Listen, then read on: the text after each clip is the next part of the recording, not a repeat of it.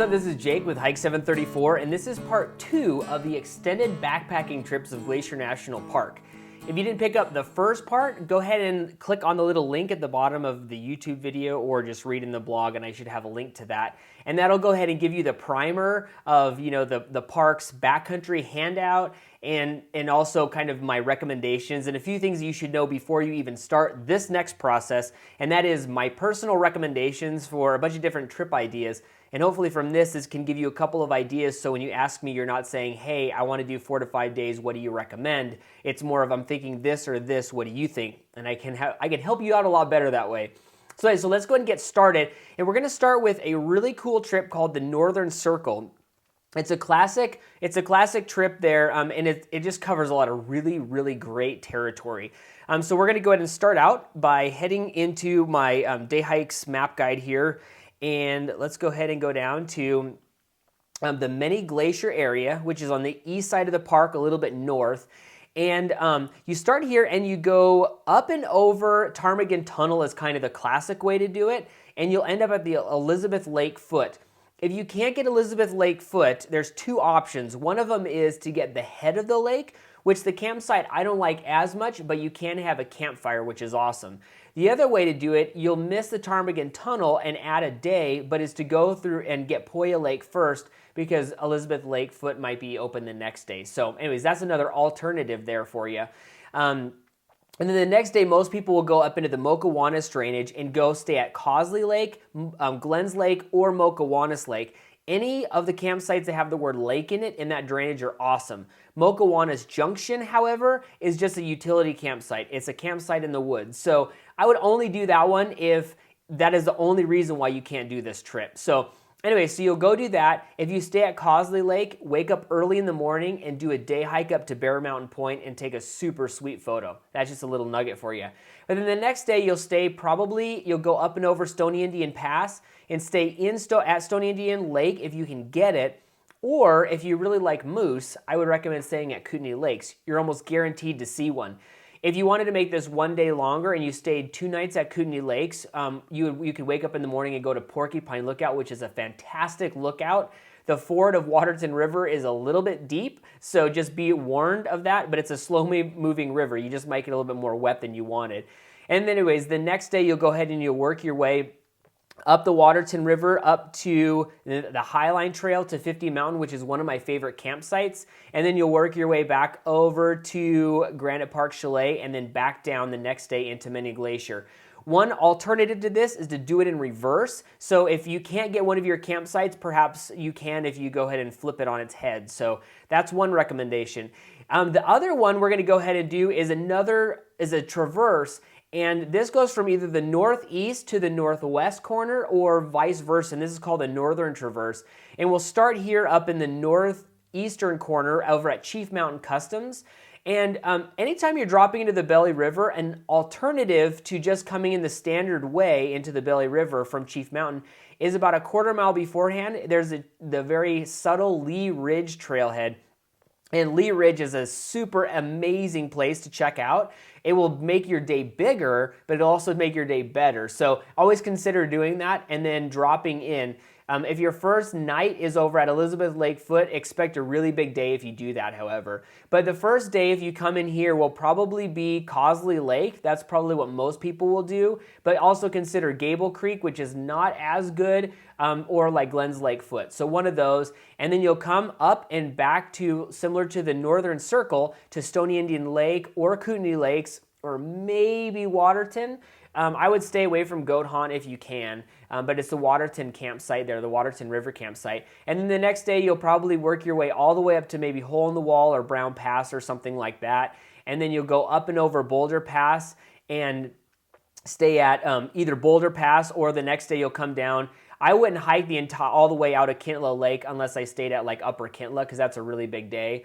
Or if you want to come out Bowman Lake, you'll stay at Bowman Lake Head on the way out. So the problem with the North Fork area of Kintla Lake and of Bowman Lake is shuttling, because you can go ahead and get a taxi service to Polebridge, but anything up in the Bowman Lake and Kindle Lake area, you're gonna have to hitchhike or have 2 cars or something like that. So that's something to consider. So one way to go ahead and do multiple days, like a 4 to 5 day trip up in here, is actually an out and back, where you start at Bowman Lake, go to the head, go up and see Hole in the Wall or Brown Pass or Boulder Pass, and then spend a couple of days doing that, and then come back out and in the same way with Kintla.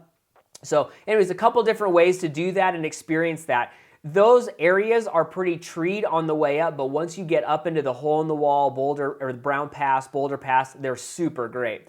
So a couple of others here we'll go ahead and try and get here is, one of them is Logan Pass out to St. Mary. And so what you do is you start at Logan Pass, and then you'd hike along the Highline Trail to Granite Park Chalet. The next day, drop down into Mini Glacier, and in the Mini Glacier car campground, there is a backcountry site as long as it's not your first night. So you can go ahead and stay there, and then the next day, go along these lakes, and then go up to amazing waterfalls, and then up and over Pegan Pass, all the way down to Reynolds Creek, and then you'll walk out over to St. Mary, which might be too big of a day. So another great option is to spend the night at the foot of Red Eagle Lake.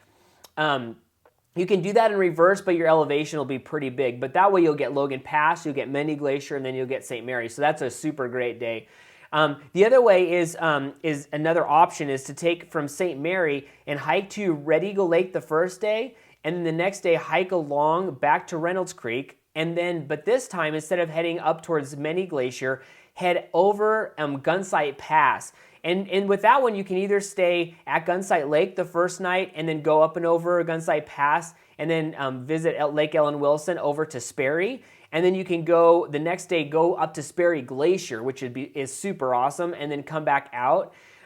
Lake Ellen Wilson's really hard to get a campsite there, but I really like it. And so another option is from Reynolds Creek, go to Lake Ellen Wilson, and then you can either get to Sperry and then out. So a couple different ways to go ahead and work that one.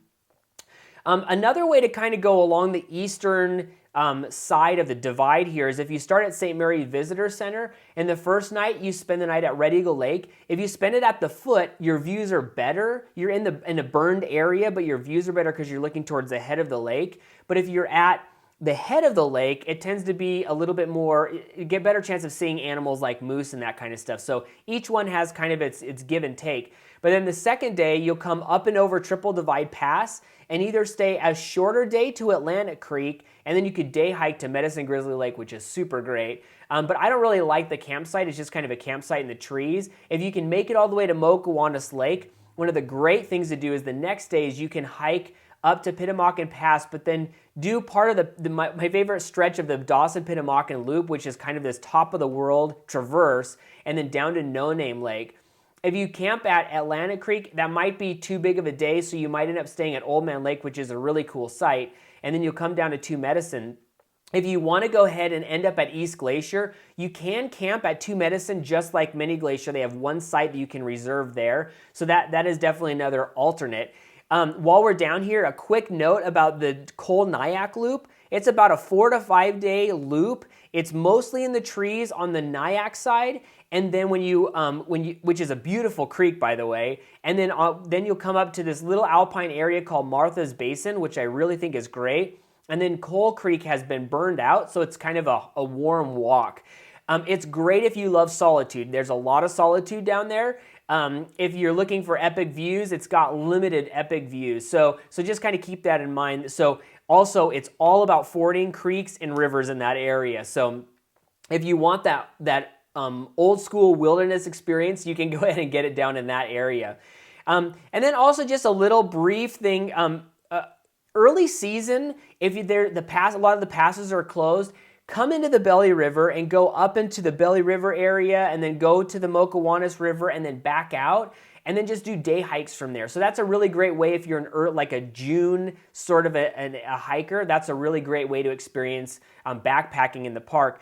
And then also, it's really great to start in Mini Glacier and then hike up just like the Northern Circle into Elizabeth Lake, and then maybe do a night at Helen Lake, and then come out the Belly River, or go up into Mokawanus River and then come out there, or just go up into Goat Haunt, Likewise, you can start at Goat Haunt and then, kind of come up and then out Belly River or out Many Glacier. And there is shuttles, which I'll talk about later on. So anyways, that hopefully gives you a few ideas of the different ways you can kind of work that. So anyways, hope we get you started. And then from there, we can go ahead and figure out some of the details. So anyways, I'm Jake with Hike 734 and hope this was helpful. Go ahead and give me some feedback, and then perhaps we may need to do a third one. So I'm Jake with Hike 734. This is Extended Backpacking Trips of Glacier National Park.